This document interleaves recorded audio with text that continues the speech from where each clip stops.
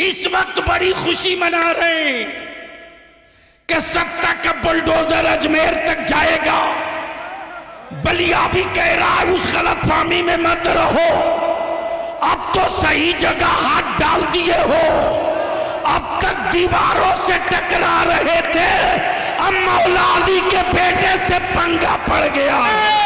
और बलिया भी कहता है मत मेरे होठ पर उंगलियां रखो, वरना मैं वो पोल खोल दूंगा कि मेरी मस्जिदों के बुनियाद के नीचे शिवलिंग ढूंढने वालों, अगर मैंने ढूंढना शुरू कर दिया तो दूर दूर तक तुम भारत में कहीं नजर नहीं आओगे। पूछना चाहता हूं, अगर तुम ये कहते हो कि सबसे पुराने तुम हो तो बता दो जरा कि जब इतने पुराने तुम हो तो फिर हमारी मस्जिदों में तुम्हारे लोग पनाह क्यों लिए हुए थे? बच्चों से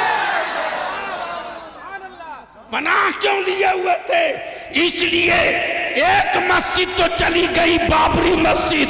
भारत में अब कोई दूसरी बाबरी मस्जिद बनाने की गलती करेगा तो याद रखो बलिया भी हुकूमत से लेकर उन गुंडों को भी कह रहा है अब तक तारीख में एक करबला पड़ा गया था, भारत के हर गली में करबला नजर आएगा। सुभान अल्लाह, सुभान अल्लाह।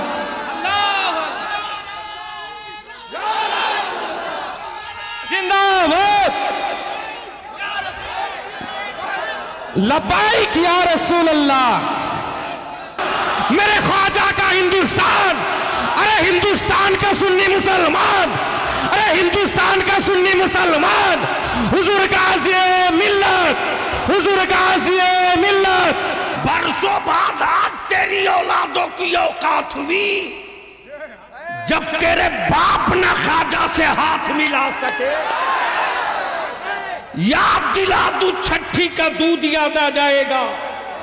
लेकिन अगर चुप हैं तो बुज़दिल मत समझना, हम अमन पसंद हैं, अमन के झंडे को झुकने नहीं देंगे। हम फसादी नहीं है, हम अमन के अलमबरदार हैं।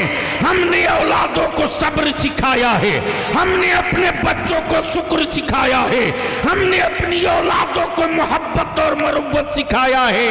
और यही वजह है कि कुफ्र मुंह तकते रह गया, इस्लाम छप्परों में दाखिल हो गया।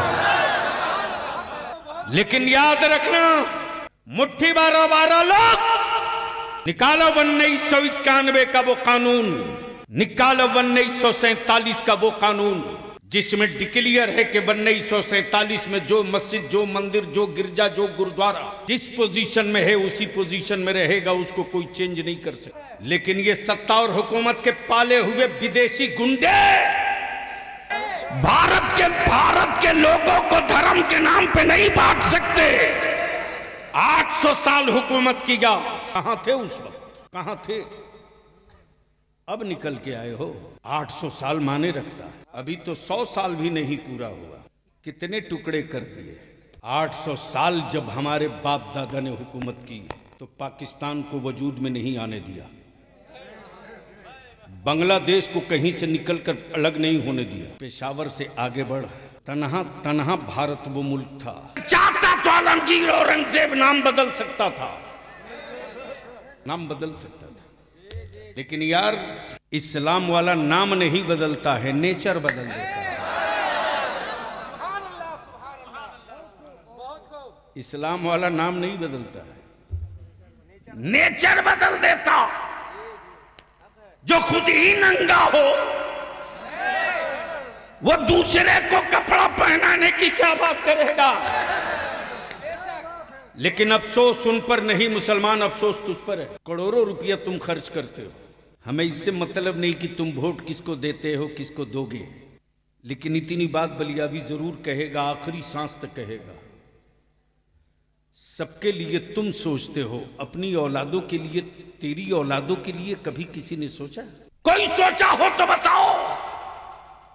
सबसे ज्यादा अगर भारत में स्टेट में किसी की हुकूमत रही तो सेकुलर कहलाने वालों की। अगर इन सेकुलर पार्टियों के नेताओं के दिलों में बेईमानी नहीं होती तो तो आज ये बिला वजह के जो कुकुरमुत्ते पैदा हुए हैं ये शायद नहीं होते, लेकिन इनको इत्मीनान से पाला गया कि मुसलमानों को डरा के रखा जाए।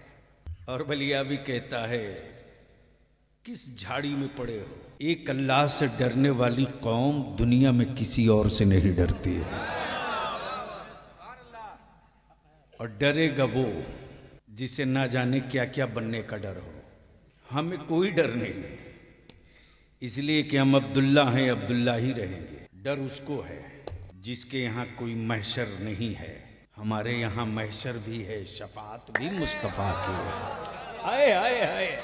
और आज तुम जो सोच नहीं सके हो वो तेरे बाप दादा सब करके निपट के देख चुके हैं, पानी बंद करके देख चुके हैं अंजाम। तवज्जो चाहूं, अहले स्टेज की तवज्जो चाहूं। पानी बंद करके अंजाम देख चुके हो और गरीब नवाज के लेट जाने के बाद अजमेरे मोहल्ला में पावर भी देख चुके हो। ना चाहते हुए भी चादर भेजनी पड़ती है। अब तो धीरे से बोल दो और जोर से। या और सी बात है कि इंडिया में मेरी चादर ओढ़ने में शर्म आती है, लेकिन सऊदिया में दुपट्टा ओढ़ लेते हैं, कोई टेंशन नहीं होता। समझ गए हो तो बोल दो। तवज्जो चाहूं, दिल लगाओ। बाकी जिंदा और सलामत और बाहर रह गए, इसलिए कि इस वक्त कई सूबों की हुकूमत हम पर मेहरबान है। हम भी प्री प्लान तैयार हैं। इधर आप प्यारे हुनर आजमाए तो तीर आजमा, हम जिगर आजमाए। देखता हूं कितने मुकदमे लिखते हो, लिख जाओ। फाइनल टच हम ही देंगे।